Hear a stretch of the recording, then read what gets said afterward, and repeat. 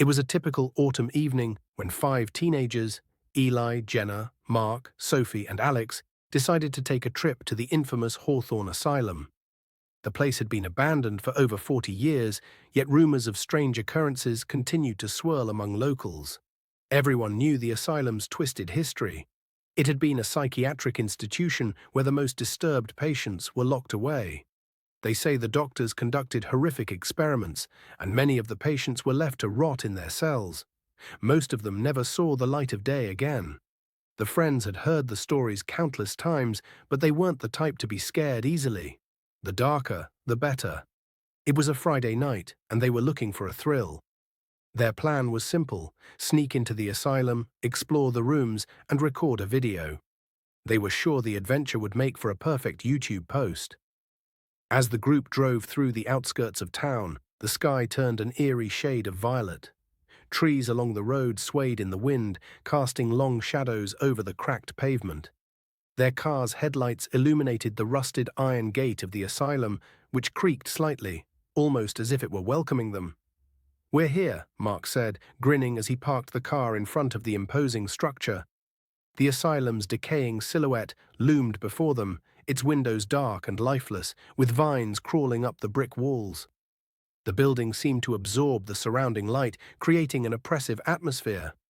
Jenna, who had been quiet for most of the drive, spoke up. "Are we sure about this? I've heard people disappear in places like this." Sophie laughed, trying to shake off the tension. "It's just an old building. What's the worst that can happen?" Eli, the most daring of the group, pushed open the door of the car. "Come on, don't be such a buzzkill. It'll be fun. Just think about the views we'll get on our video." Reluctantly, they all followed him out of the car and approached the entrance. The main doors were wide open, hanging off their hinges, revealing a dark hallway beyond. A faint smell of mold and decay hit them immediately as they stepped inside. The floor creaked under their feet as they ventured deeper into the building. The air was cold and damp, and the only sound was the distant hum of wind passing through broken windows. It felt as though the walls themselves were watching them, holding their breath.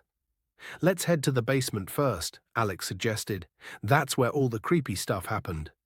I bet there's some old equipment down there." The others agreed, and they made their way down a narrow staircase, the stone steps slick with years of neglect. At the bottom, they found themselves in a dark corridor that stretched on endlessly. Rusty pipes lined the walls, and the dim light from their flashlights barely cut through the thick darkness.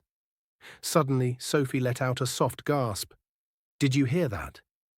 The group stopped, straining their ears. There was a faint, muffled noise, a scratching sound like fingernails dragging against concrete. But as quickly as it came, it stopped. "Probably just rats," Eli said, trying to sound confident. "This place is falling apart." Still, the sound seemed to linger in their minds as they continued forward. Their footsteps echoed down the hall as they entered what appeared to be an old operating room. Broken medical equipment lay scattered across the floor. Rusted scalpels and syringes left behind by long-forgotten doctors. Jenna shone her flashlight over a wall lined with old photographs, grainy black and white images of patients and staff.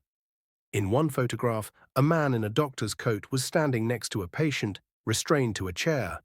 His eyes seemed unnaturally wide, and his smile appeared too forced, too unnatural.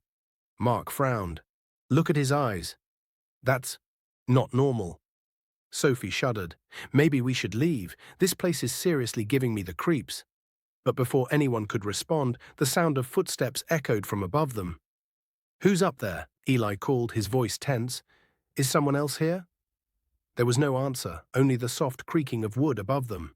"Well, that's it," Alex said, glancing nervously at the others. "We're leaving. Let's head back up." They made their way back up the stairs, but as they reached the top, something caught Eli's eye. An old wooden door, partially open just a few feet away from where they stood. A faint light seemed to glow from within, though there were no visible light sources. Curiosity overpowered his fear.